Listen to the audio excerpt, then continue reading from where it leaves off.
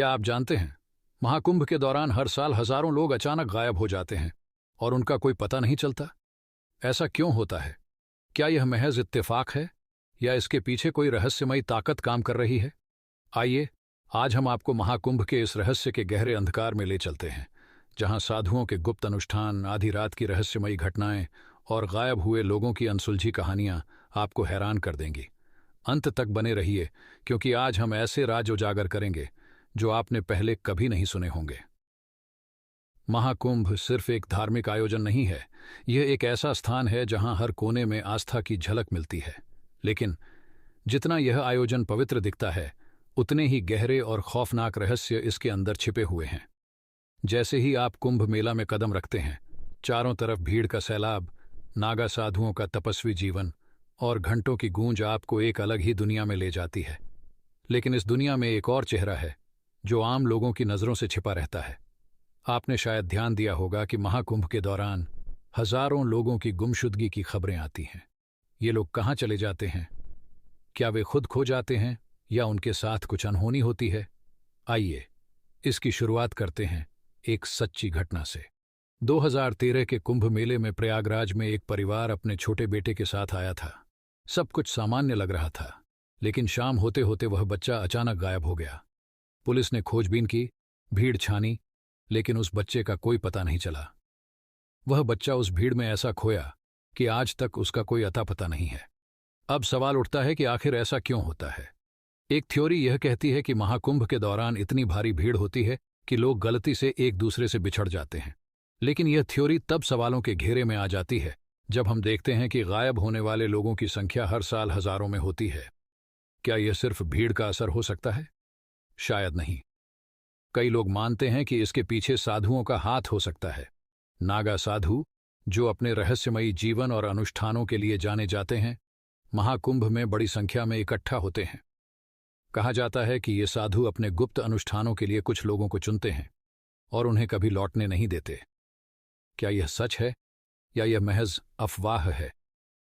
आइए, एक और घटना की बात करते हैं। 2019 के कुंभ में हरिद्वार में एक रिपोर्टर ने एक साधु से बात की।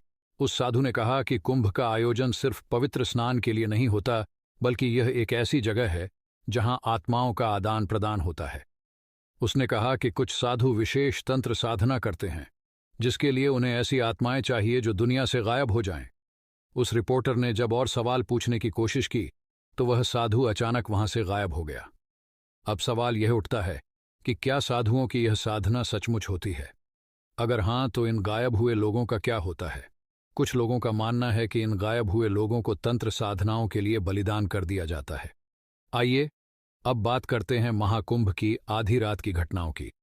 कहा जाता है कि कुंभ के दौरान रात को घाटों पर कुछ ऐसा होता है जिसे आम लोग नहीं देख पाते।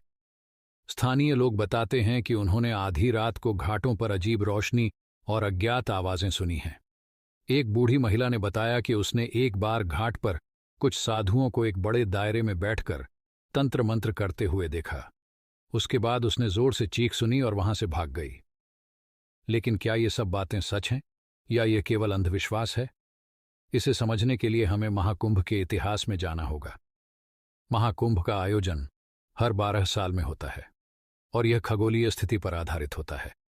लेकिन कहा जाता है कि इस आयोजन के पीछे एक और कारण है जो आज तक कोई नहीं जानता। कुछ पुरानी पांडुलिपियों में यह लिखा गया है कि कुंभ के दौरान एक ऐसा समय आता है जब आध्यात्मिक ऊर्जा अपने चरम पर होती है।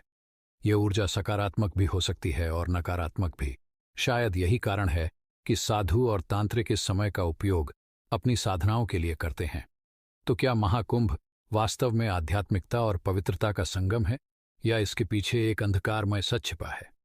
आप क्या सोचते हैं? इस सवाल का जवाब शायद कभी पूरी तरह न मिले, लेकिन एक बात तय है कि महाकुंभ सिर्फ एक मेला नहीं, बल्कि रहस्यों का एक महासागर है।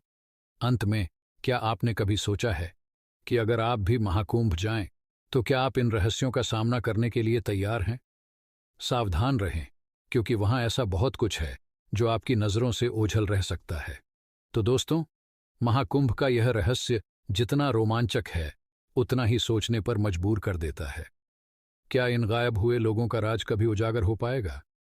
क्या सच में साधुओं की साधना और अनुष्ठानों में ऐसा कुछ होता है, या ये सब सिर्फ अंधविश्वास है? यह फैसला मैं आप पर छोड़ता हूं। अगर आपको यह वीडियो रोचक और जानकारीपूर्ण लगा हो तो इसे लाइक करना बिल्कुल न भूलें। अपने दोस्तों और परिवार के साथ इसे ज़रूर शेयर करें ताकि वे भी महाकुंभ के इन अनसुने रहस्यों के बारे में जान सकें। और हाँ, अगर आप हमारे चैनल पर नए हैं तो इसे सब्सक्राइब करें और बेल आइकन ज़रूर दबाएं ताकि ऐसे ही दिलचस्प और सस्पेंस से भरे वीडियो आप तक सबसे पहले पहुंचें। मिलते हैं अगली बार एक और रहस्यमयी कहानी के साथ। तब तक के लिए जय महाकाल।